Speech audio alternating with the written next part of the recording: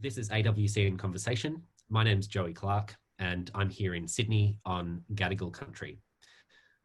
Bullo River Station is an iconic cattle station which lies in the heart of the Victoria River District in the far northwest of the Northern Territory.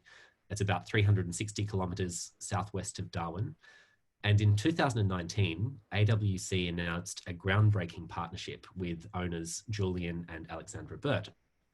Under this 10-year partnership agreement, AWC is contracted to protect wildlife and improve the ecological health of Bullo River Station through delivering our model of land management and conservation science. The exciting thing is that's happening alongside the commercial cattle operation that exists there, as well as a sustainable ecotourism operation. So this partnership model is really important, and we think it's got the potential to be more widely adopted on commercial pastoral land. So I'd like to welcome our guest today, or the first of our guests today, Julian Burt, joining us from his home in Perth. Julian, thank you for joining us. Thank you. We'll also later be joined by Dr. Eridani Mulder, who's our ecologist on the ground at Bullo River. But Julian, I'd like to start just by asking, when did you first become aware of Bullo River Station, and what was it that captivated you about the property?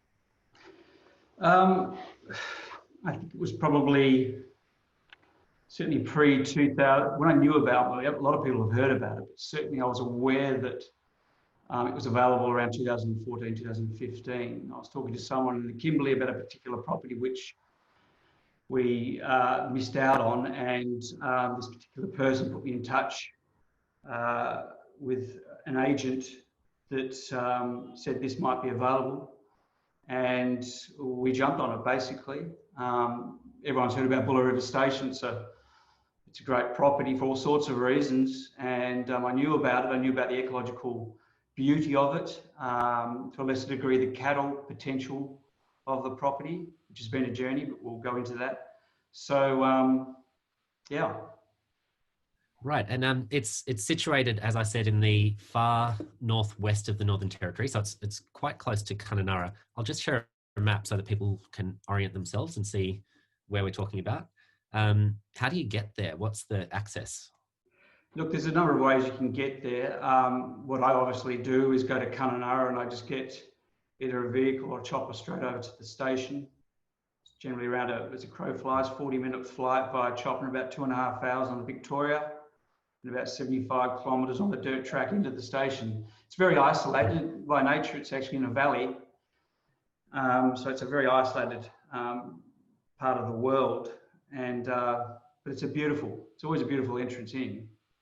Yeah, can you describe what that driveway is like? You said it's a 75-kilometre driveway, so it's a long way to get to Wales. What's that like as you're approaching the station? Yeah, it's beautiful. You go through Auvergne to begin with, which is the old CPC property, which is kind of that alluvial floodplainy sort of country. Eric can probably tell it better than I can. And then we just get up into the Pinkerton Range and we go over the top of that, Joey, and we just sort of wind our way through savanna lands, I suppose, ridges, the like, into breakaway country, down into flats, past springs. Then we hug the Bullo River for quite a while and eventually get onto that black soil area, which it opens right out, and head towards the station homestead. But it's 75 kilometres and you never get sick of it because it's so pretty.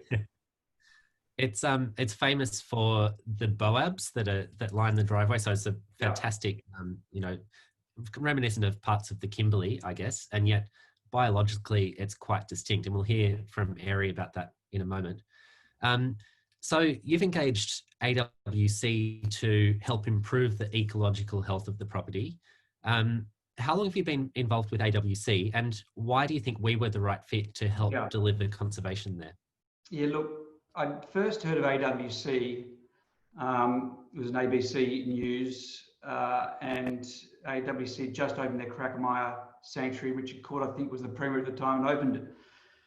And I thought that was really special. I've been following AWC since then and being involved, I suppose, from a supporting capacity since about 2006-07. And my wife and I, of course, since 2009. So I knew them really well. I knew Atticus, of course, and Debbie and those guys. And I just felt thoroughly confident that once we bought Bullo River, I just thought that it would be good to have a conservation stroke wildlife management team that could overlay the pastoral management of the property. But to answer your question, I was confident because, you know, AWC are quite practical in their approach. As I say in the video, that they're not a regimented organisation, that they know about economics and the need to grow food, and they're very practical in that respect. And they're there to advise me, my wife, of course, the team up there, what parts are special and what parts we can, I suppose, run a cattle operation. That's ultimately the goal, Joey. Yeah, and I guess, you know, we've got the track record of working on a large scale, especially in the Kimberley nearby. And so we're able to apply a lot of what we've learnt in Northern Australian properties across the top to new partnerships like this. So, you know, we're not coming in cold. We've got the track record that shows that we can help improve ecological health in that way. Eri, I might introduce you. So Dr. Eridani Mulder joins us from Bullo River. So you're there on the ground at the moment. Eri's a wildlife ecologist. You may have caught her in our first season of webinars. She's normally based at Wongalara in the top end, but also runs the science program at Bullo River. Eri, what were your first impressions on the ground when you got to Bullo for the first time? Hi Joey, and hi everyone. It's lovely to be back. Also lovely to be at nice warm Bullo River up here in the north. So yeah, thinking of all of those in Victoria.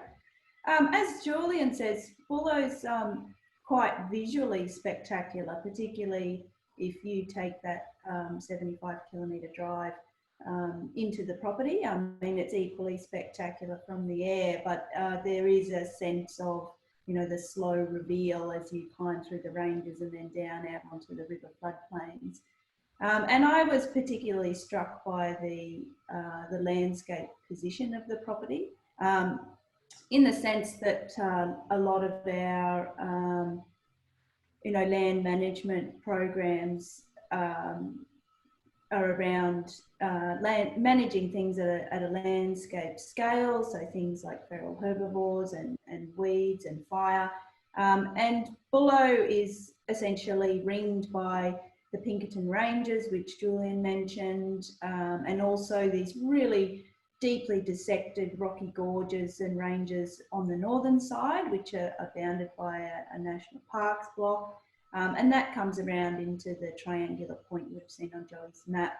And that essentially provides a kind of geographical barrier to the savannas and floodplains, which are in the centre of the property. And so looking at that from an ecological and conservation perspective, it's really, it's a fortunate position to be in. So it certainly makes it a really interesting place to work.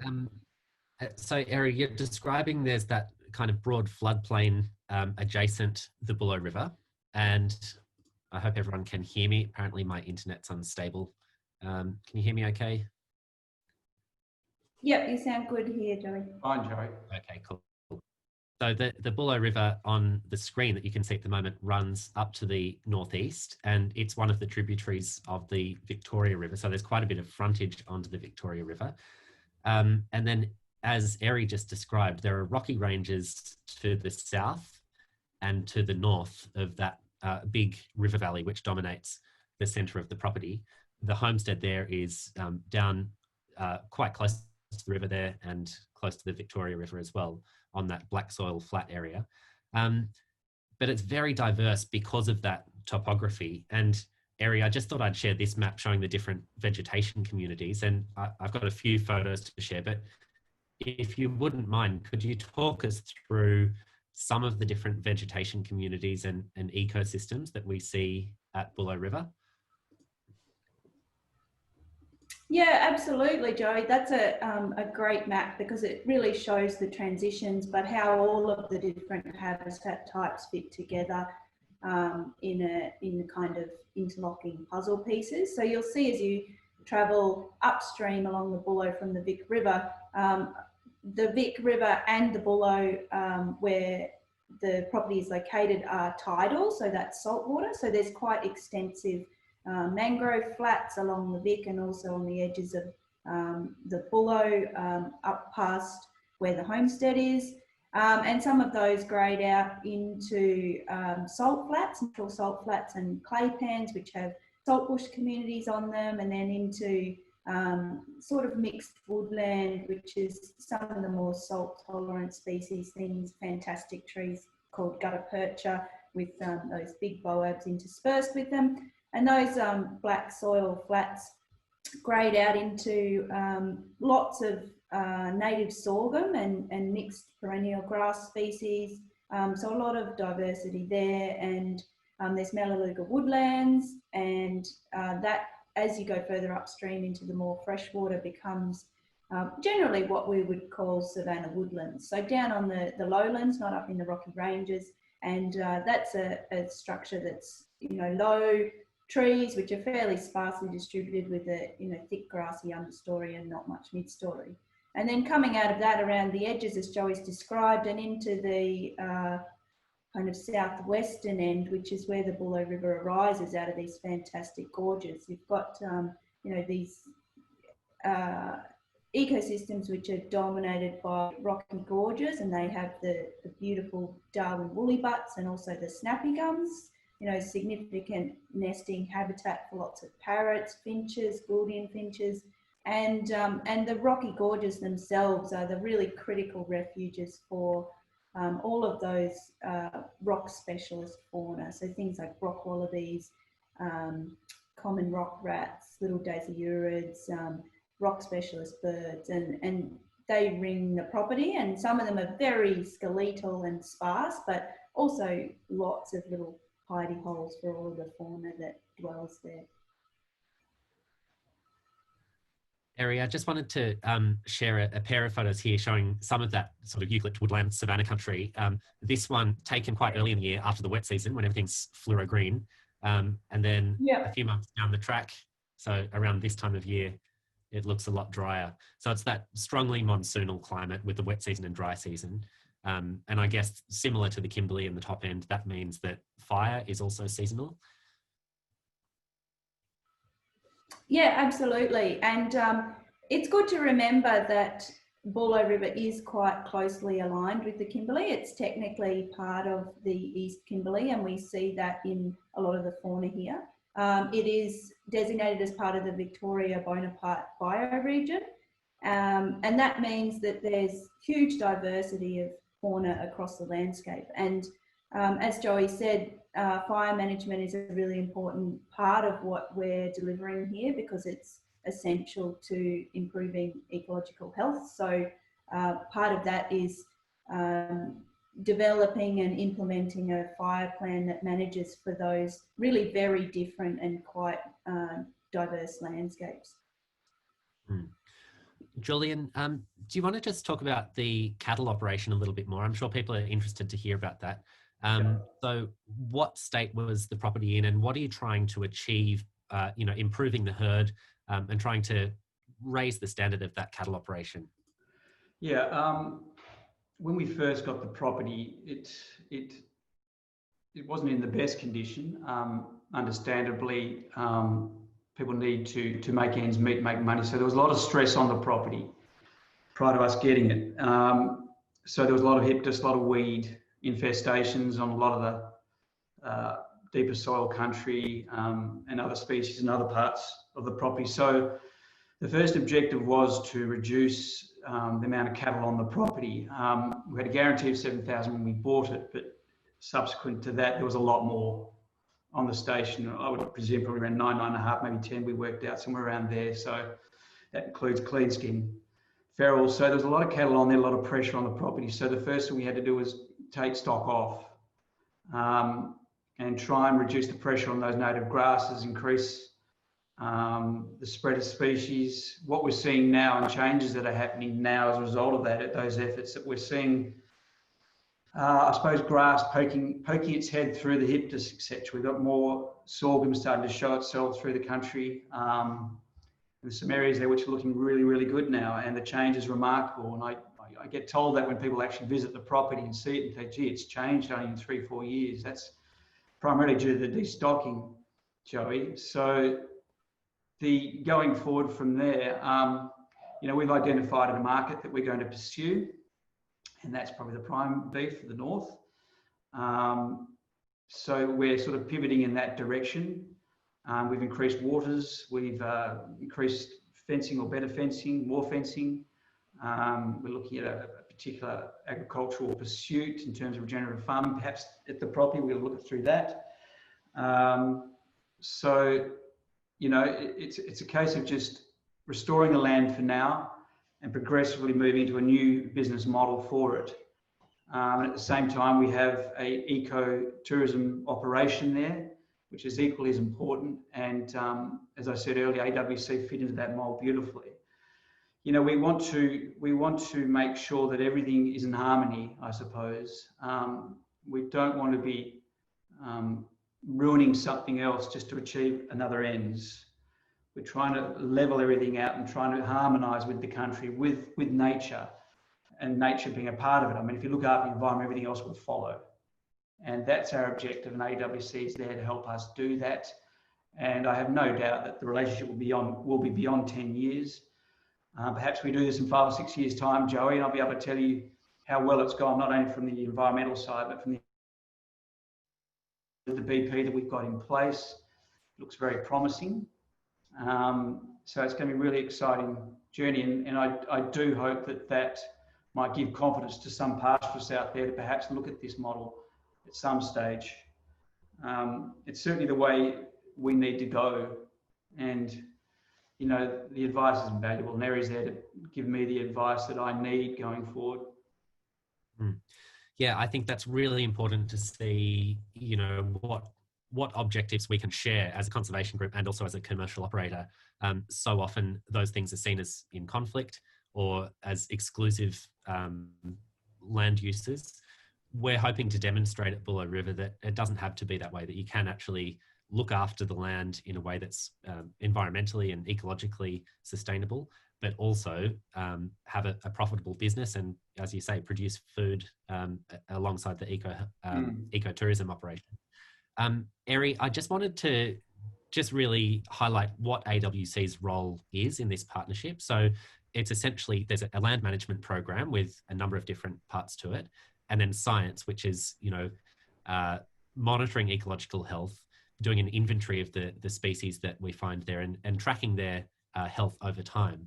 So what are the major land management programs that AWC is helping out with at Bullo River?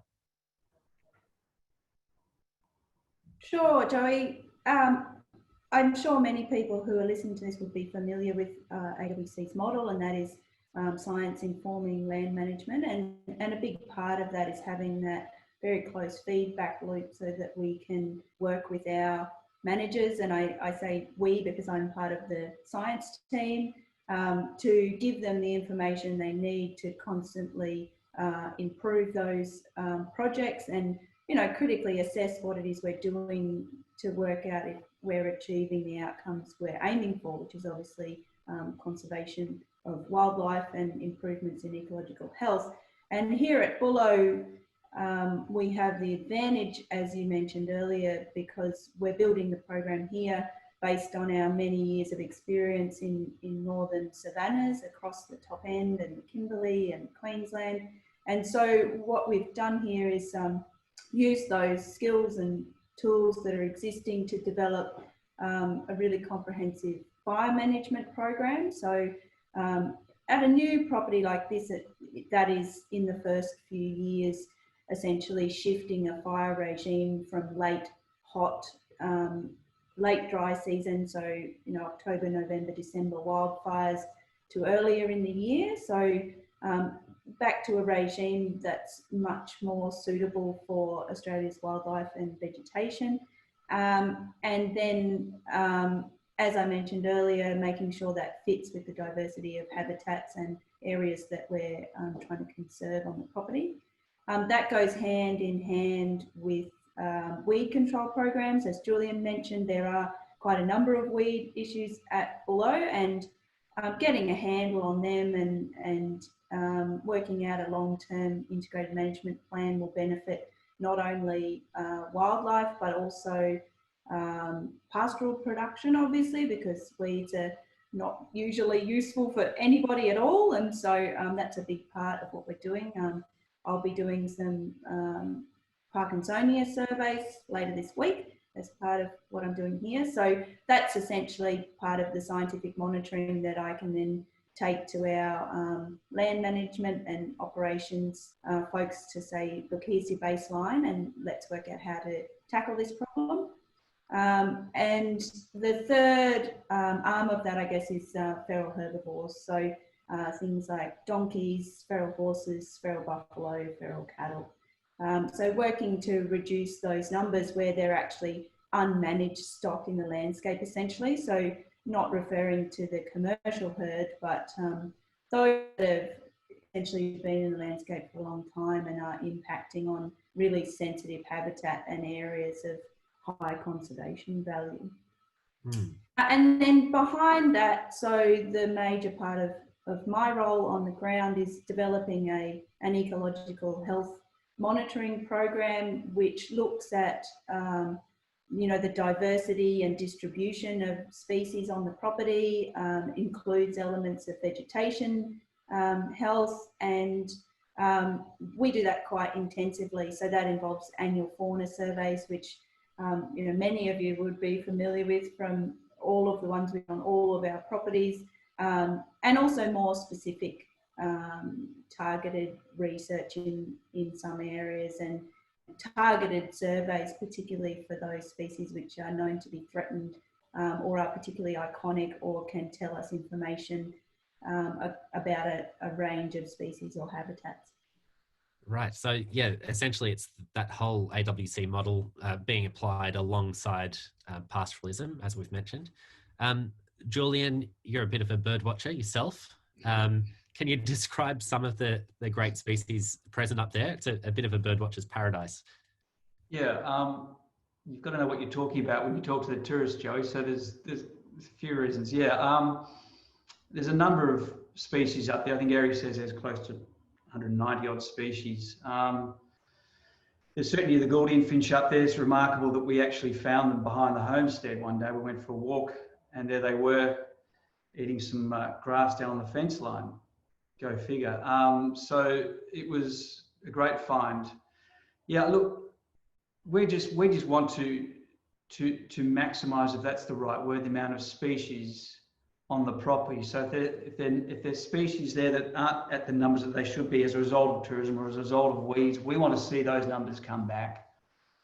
I think Eri's keen to look for the purple crowned fairy wren, and those sorts of symbolic species would be wonderful. We found them on Bullo.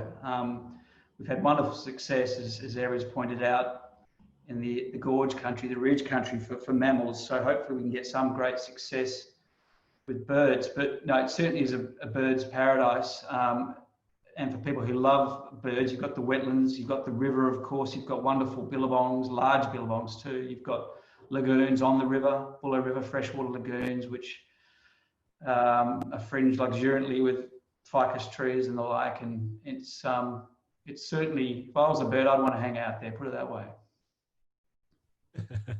Yeah, it's an amazing spot. And Eri, there's that big wetland with hundreds of brolgas. Seems like a really important site for that species. Yeah, it absolutely is. It's turning out, as I talk to other scientists who, that's their area of expertise, that one particular valley at Bullo could be a really significant brolga breeding site. I was out there 2 days ago and there are still over 400 brolgas on this particular wetland. And from earlier in the year, we could see they had been breeding there, as there were huge numbers of juveniles still with their parents. And so those types of habitats, the further we dig into it, the more we can learn about specifically where we can target our efforts. And so, as Julian was saying, with purple crowned fairy wrens, looking for specific habitat, because they can tell us things about condition of things like riparian river edges, and whether our land management programs are achieving stabilisation and restoration of those habitats. Joey, if I could just jump in, I mean, that's a classic example of how the partnership is working, that area has identified a very important area on the property. Therefore, the ensuing management will be there to actually protect it. So removing herbivores from that area, the trampling of it, I suppose, pigs, which will come up and eat the eggs. So we're controlling those areas now and looking after them. So that's a very good example of how the partnership is working. Yeah, I think that's that's the beauty of it, that having people on the ground identifying the natural values means that we're able to, manage them in a sensitive way so that it's win-wins. We're not impacting those sensitive areas excessively. And I just want to remind people, you can ask questions by using the Q&A button at the bottom. We've had a lot of questions come in, so we'll answer as many as we can. But there's always more information on our website. If you're interested in visiting, there's the Bullo River website as well. So you can just Google that and you'll get to that page. Okay, we've had a few people asking Julian about the cattle operation again, and just what size of herd would be optimal. So what do you think is a sustainable? Yeah, we've had Dr. Steve Petty come and have a look at the property, who's a noted agricultural scientist, and the carrying capacity is around 6,000 head, but we're not going to do that right now because it's had so much pressure on the property and the weeds are thick and still are in some areas, but we are getting on top of it. They're still thick. So we want to improve the pastures. We've got to improve the mosaic, the species mix. The annuals are there, but in some of the more heavily stocked areas where the perennials are not there yet. So all this work still needs to be done. So we're bringing them down to around 1,200 breeders, 1,100 breeders. Potential carrying capacity is around 6,000, as I said, but we won't get there for a long time. But as I said earlier, the prime beef is our focus, and we'll be increasing our fenced areas on the property, but riparian zones within those new areas will be fenced off. Those sensitive areas will be fenced off, as I say in the video, and that's how we're going to move forward with that. But not for the time being, not certainly for the next 5 or 6 years, we'll be going to a 6,000 carrying capacity until the country is right. And that's not just coming from AWC's advice, it's coming from agricultural advice as well. So the country needs resting, needs reviving and restoring, and as I said earlier, you get that all right, the rest will work. Yeah, and I think it's really inspiring to see landholders like yourselves aiming for best practice on all of these fronts. You want, best practice cattle production, best practice in terms of looking after the land, which is where AWC is able to help. I've got a bit more to get through, and I realise we're running a little bit short on time. So please ask questions in the Q&A. I just wanted to ask Julian, really important that these partnerships are becoming more important in the way that conservation is done in Australia. We know that we can't just rely on conservation in the public conservation estate because so much of Australia is not part of a national park or a protected area. So I think it's critical to demonstrate that this kind of model works. Do you think it's a model that could be adopted more widely on other pastoral land?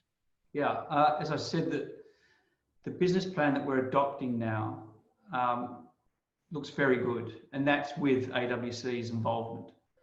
Now, a lot of pastoralists, if they are watching this today, will be saying, well, how does it work economically? You can see it works environmentally, but at the end of the day, mate, how does it work economically?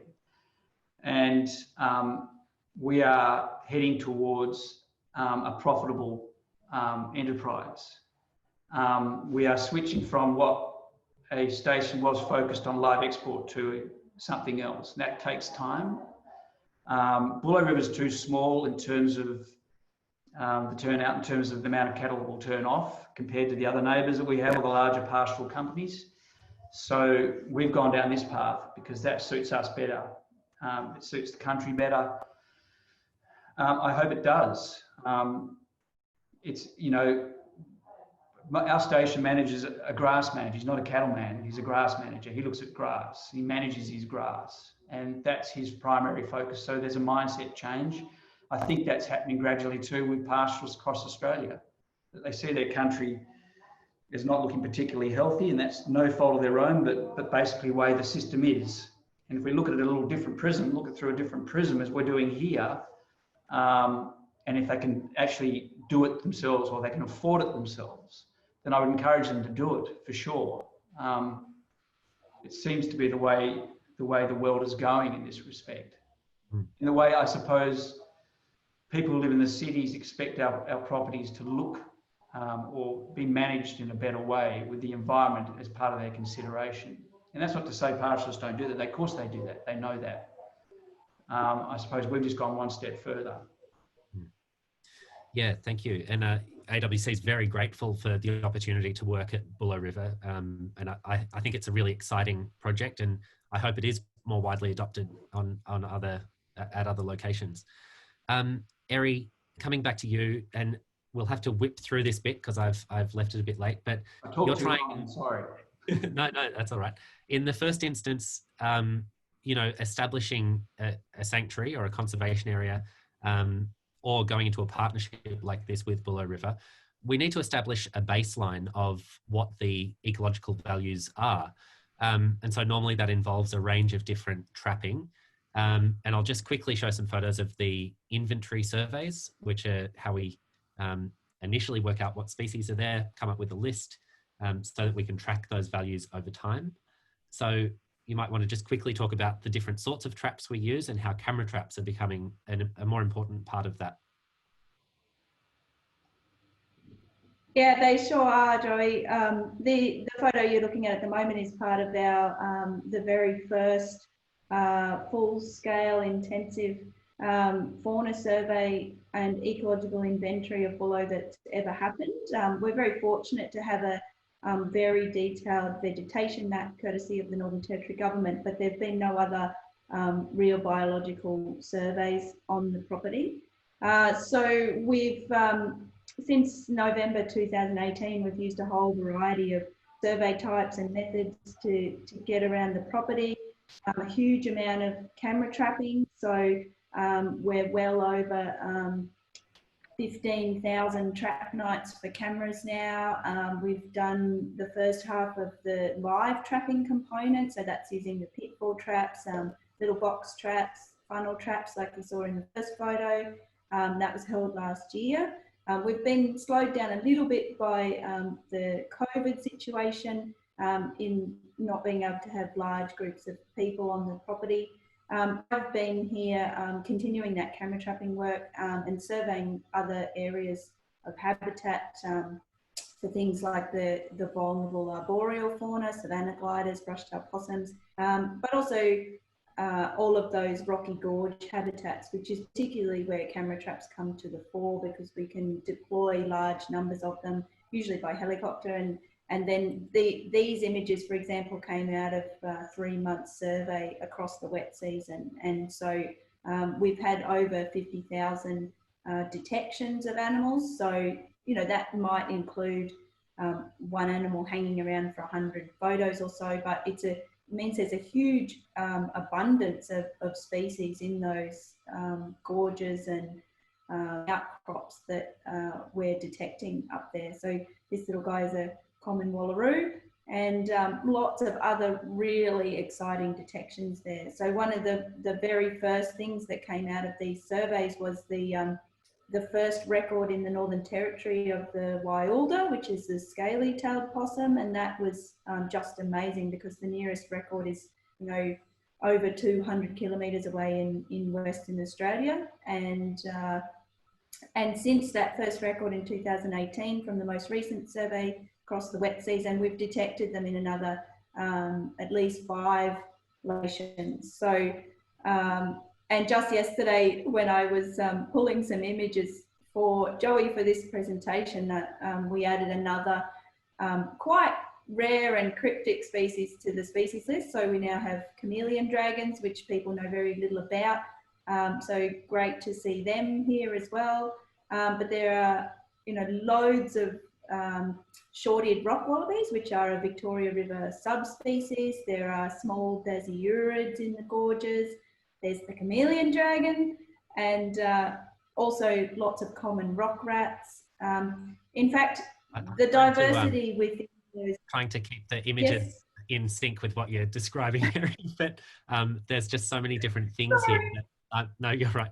Yeah, it's quite fantastic, and so those particular habitats are largely intact. I mean, we don't have northern quolls and we don't have the large tree rats, but other than that, which is related to probably cane toads and other impacts from feral cats, the assemblage of fauna within gorges and rocky hills is quite incredible. And you're just seeing some of the small rock-dwelling goannas there, so Kimberley rock monitors and twilight monitors, the fruit pigeons, so Pacific emerald doves.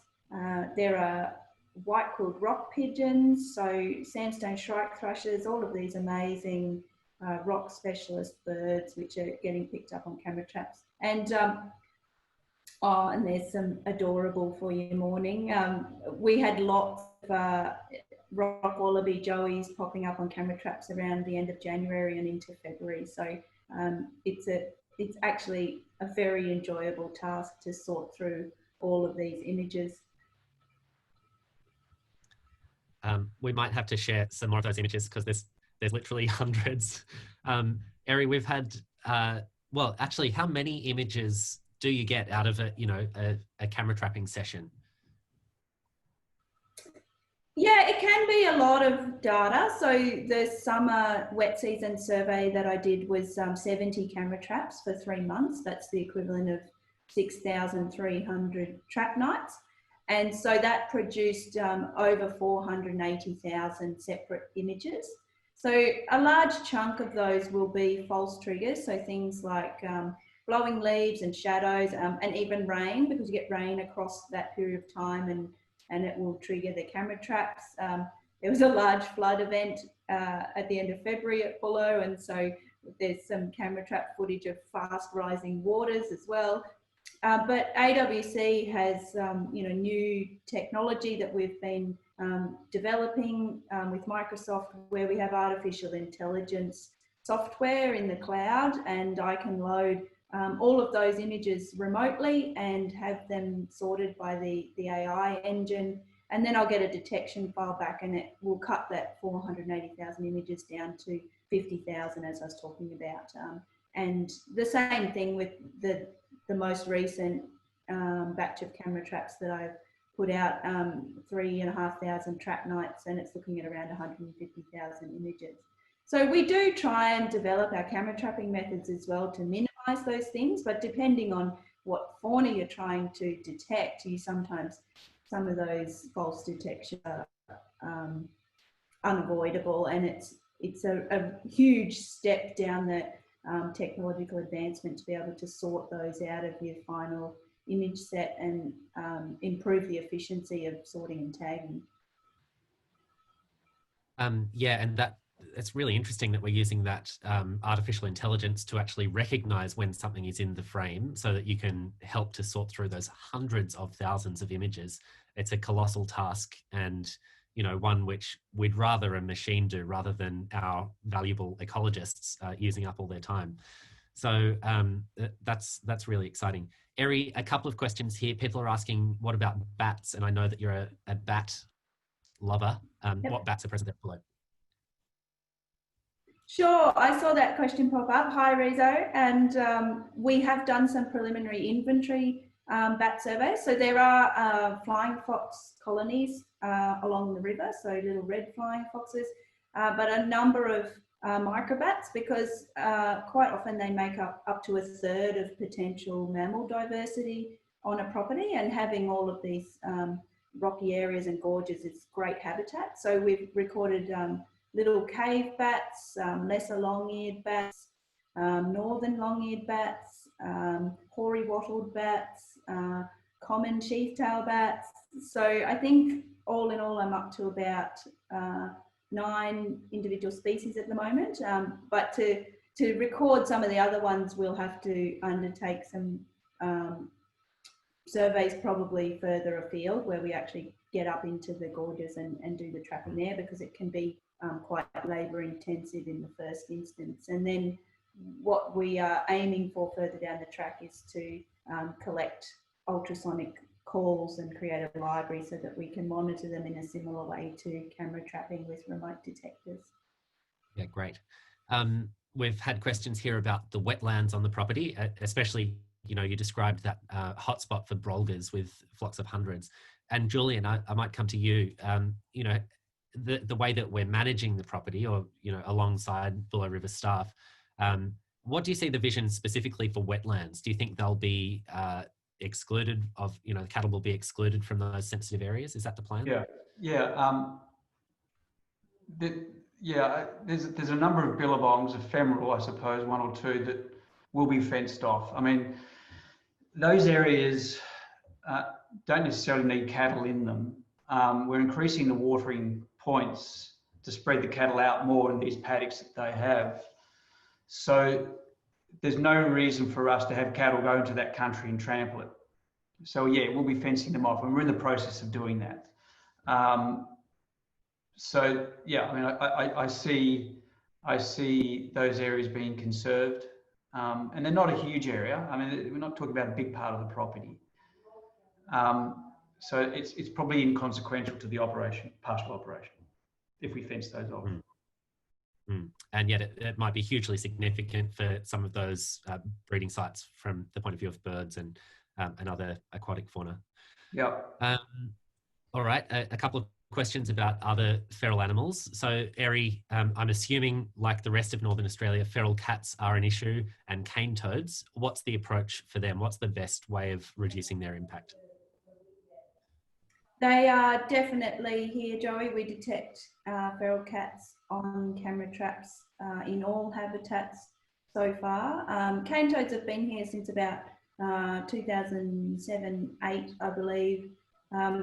They are less concerning because they're not known to have actually caused the extinction of an Australian species. And as you look further to the east, where they've been in the landscape much longer, there are good signs of recovery of species. And you will have seen from those images that we certainly have a full suite of small to medium goannas up in the gorges. And we actually do have numerous sightings of the larger goannas, which are heavily impacted by toads down in the lowlands. So there isn't currently any sort of a silver bullet or management process for cane toads. So it's more about improving resilience and condition of landscape so that those predators usually have sufficient other prey to choose from. And for the feral cats, it's a similar situation. There's currently no effective way to manage them at a large scale.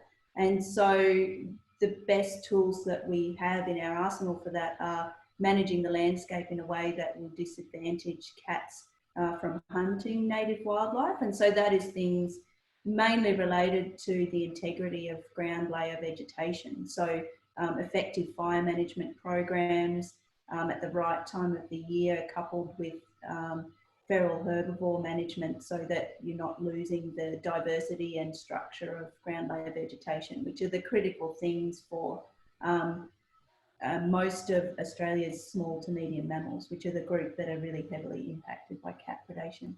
We're fortunate here we don't have feral foxes, so we don't have to think about them.